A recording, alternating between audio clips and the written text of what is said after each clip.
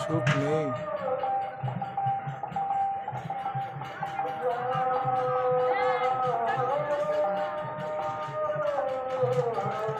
গীতাতে অর্জুনকে বলছে, অর্জুন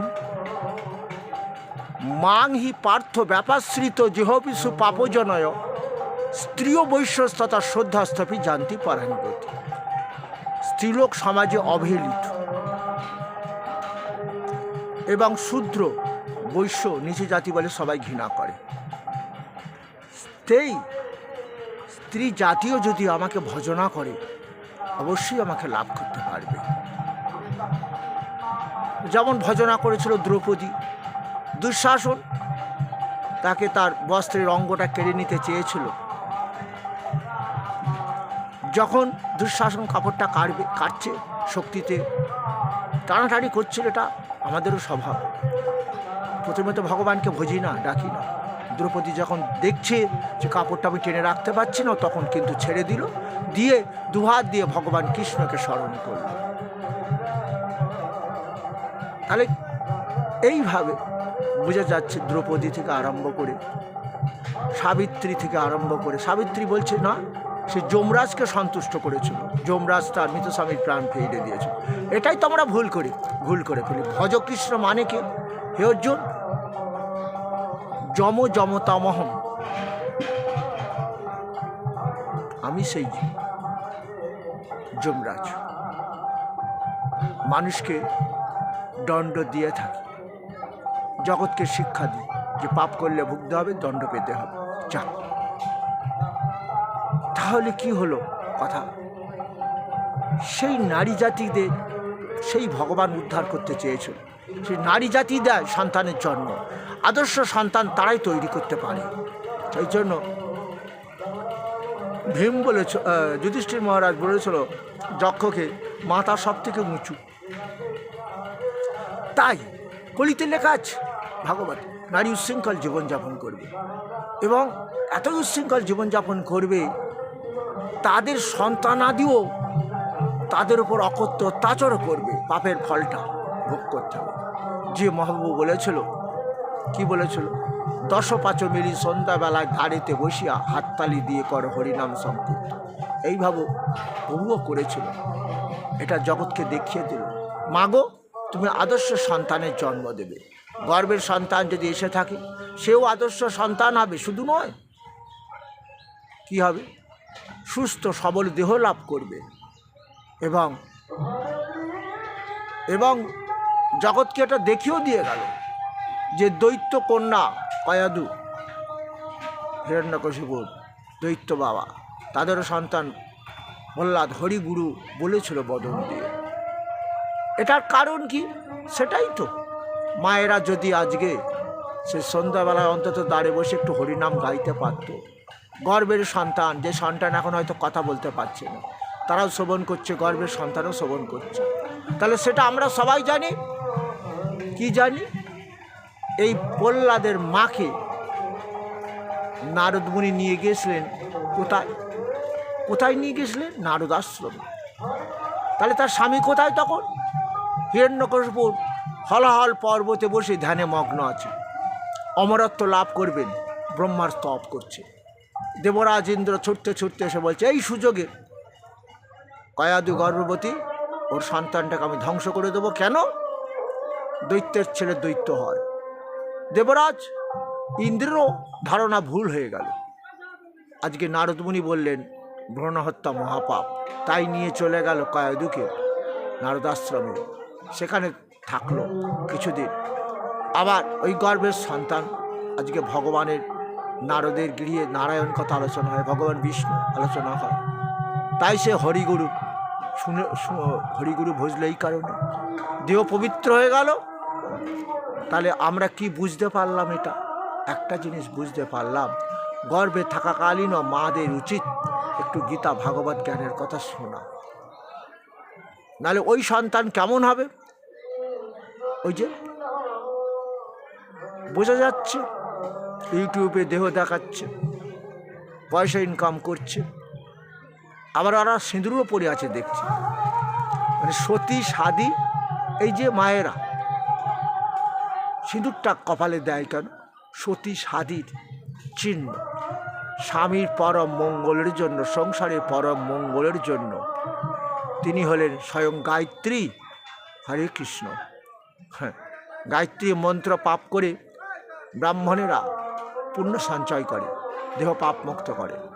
তাহলে স্বয়ং গায়ত্রীতেই নারী জাতি কি বলো, ইয়া দেবী সর্বভূতেষু মাতৃরূপেণ সংস্থিত, ওং নমস্তস্যৈ নমস্তস্যৈ নমঃ। তাহলে সেই নারী জাতি আজকের আমাদের ধ্বংসের কারণ হবে। কিন্তু বুঝতে পেরেছ? তাহলে উপায় একটাই আছে, আমাদের মা বাবাদের কি করতে হবে? সচেতন হতে হবে। সংসার সুখের হয় রমণীর গুণে, তার সঙ্গে থাকে যদি গুণবান পতি,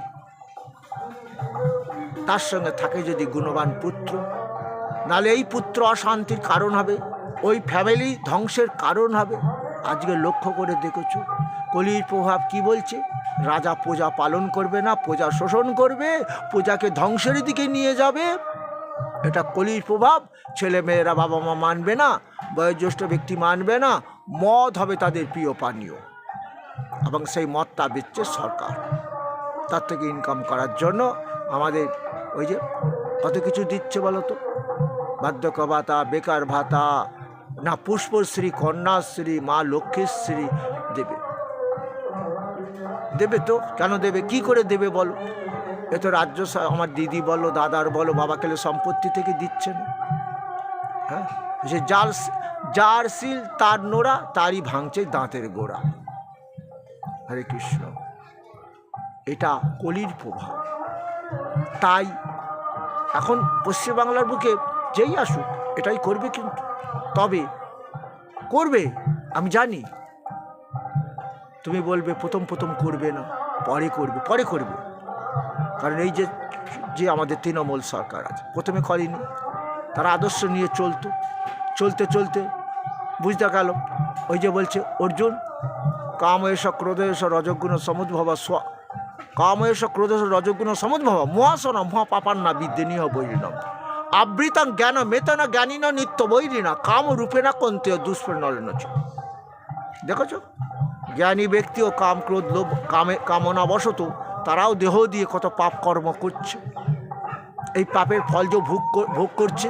এবং তাই দেখে কি কোনো মানুষ যারা নেতা আছে অ্যালার্ট হচ্ছে, সাবধান হচ্ছে?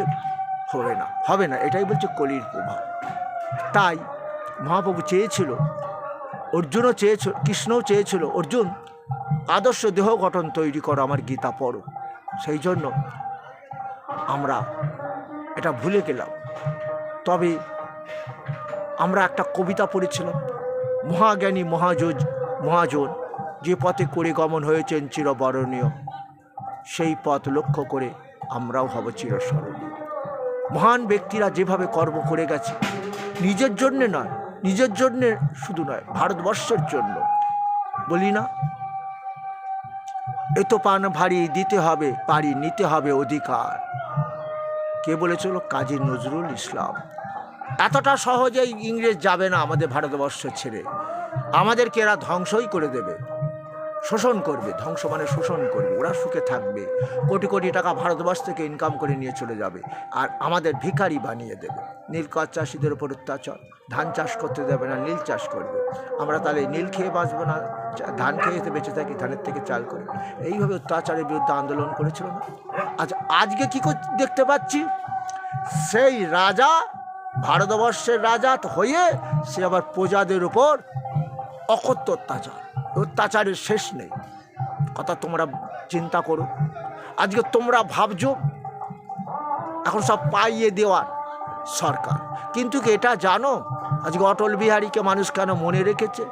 40 কেজি সোনা বন্ধক দিয়ে ভারতবর্ষের একটা সংসার চালিয়েছিল। তাহলে সেই ঋণ শোধ দিয়েছিল কিন্তু অটল বিহারী বাজপেয়ী। তাহলে আজ শুনতে পেলাম গতকালই মনে হয় দেখাচ্ছে কত হাজার, 85,000, ওটা ছিল 65,000 যখন পূর্বতন সরকার ছেড়ে চলে গেল। এরই মধ্যে লাফিয়ে কত উঠে গেছে তাহলে যে বাচ্চাটা জন্ম নিয়েছে বিশ্ব ব্যাংকের কাছে ঋণ নিয়ে জন্মেছে। কি বুঝতে পারলে?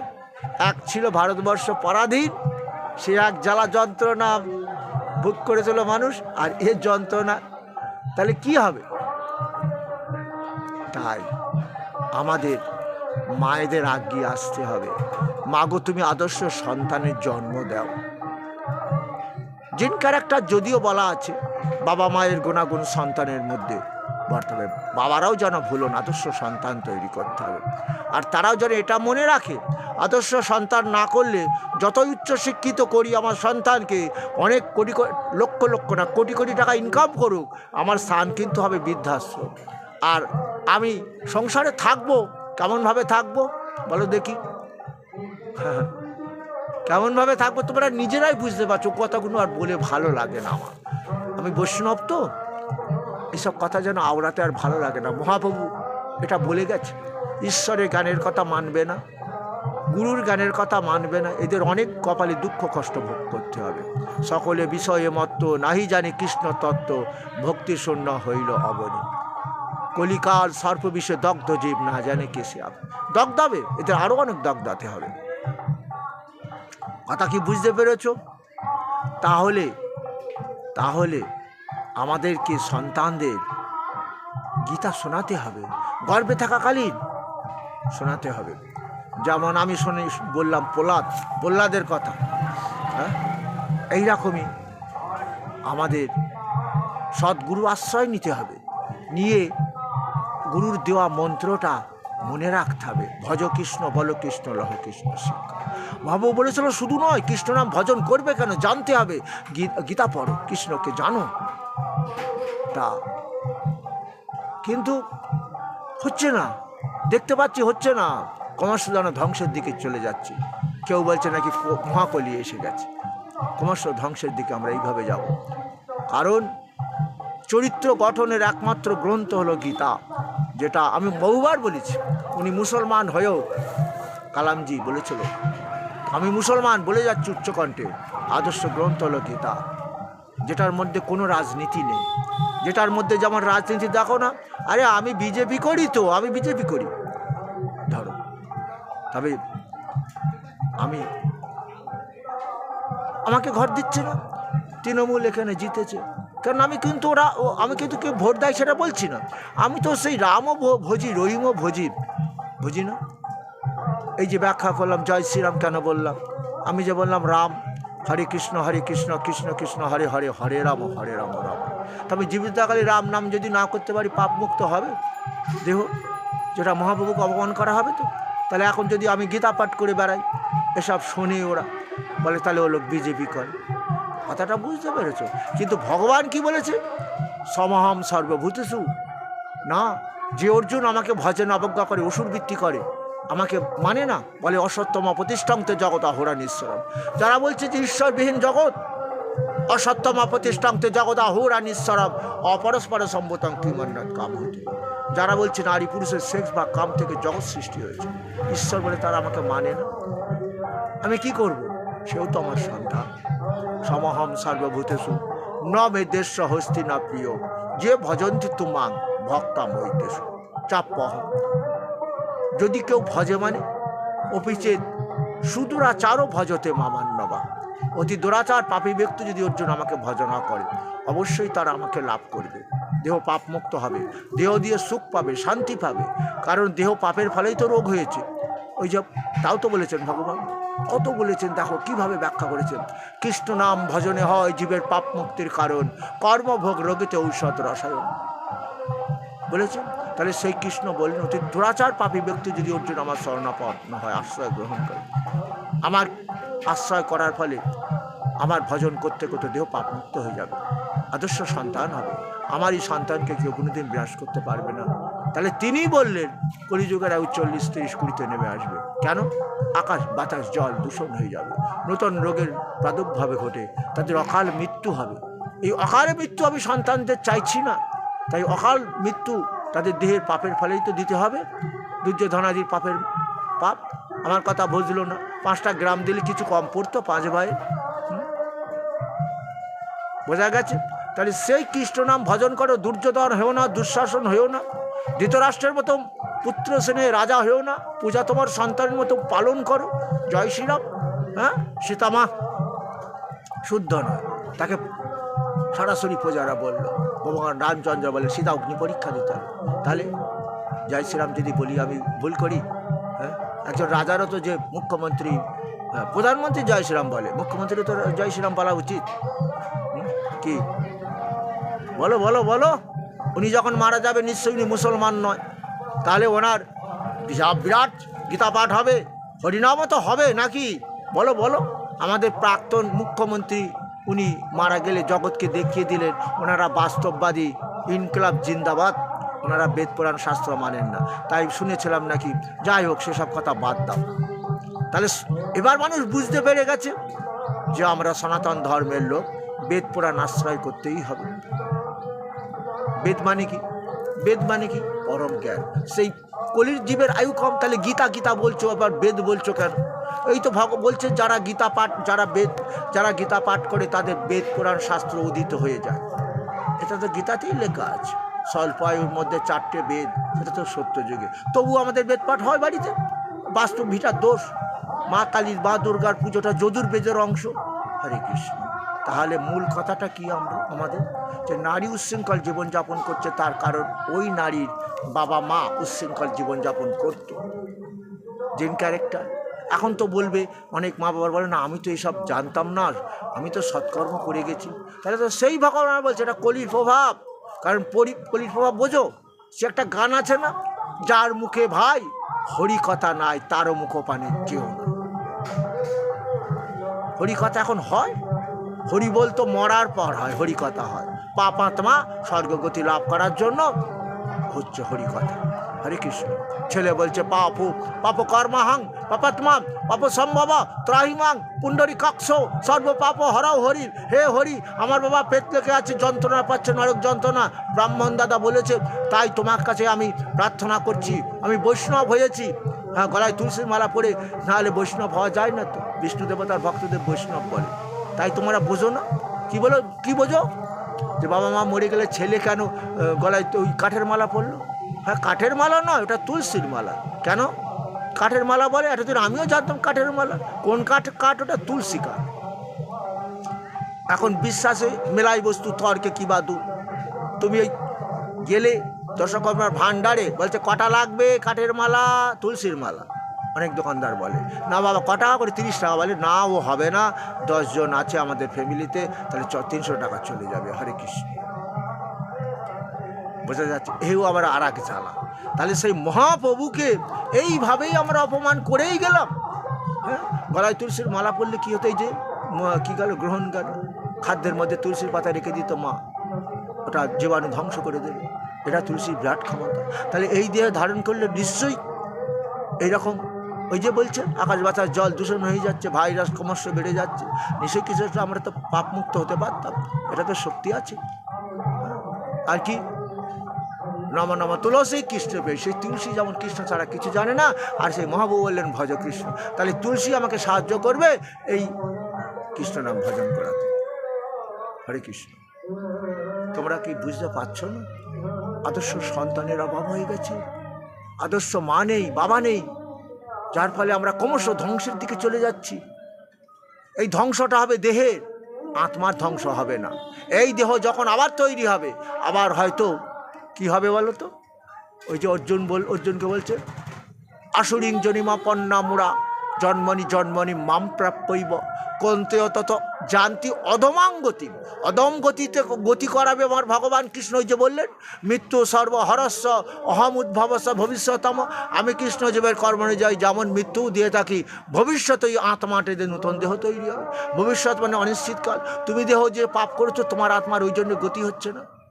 আবার কি রেহাই আছে? হ্যাঁ, দেহ তৈরি হলো, kidney damage, thalassaemia, leukaemia, beta কোষ বিহীন, liver damage, pancreas damage, liver cirrhosis. Hare Krishna. তাও তো তোমার ভগবান বলেছিল কলির জীব কৃষ্ণ নাম ভজনে হয় জীবের পাপ মুক্তির কারণ, কর্মভোগে তো ঔষধ রস।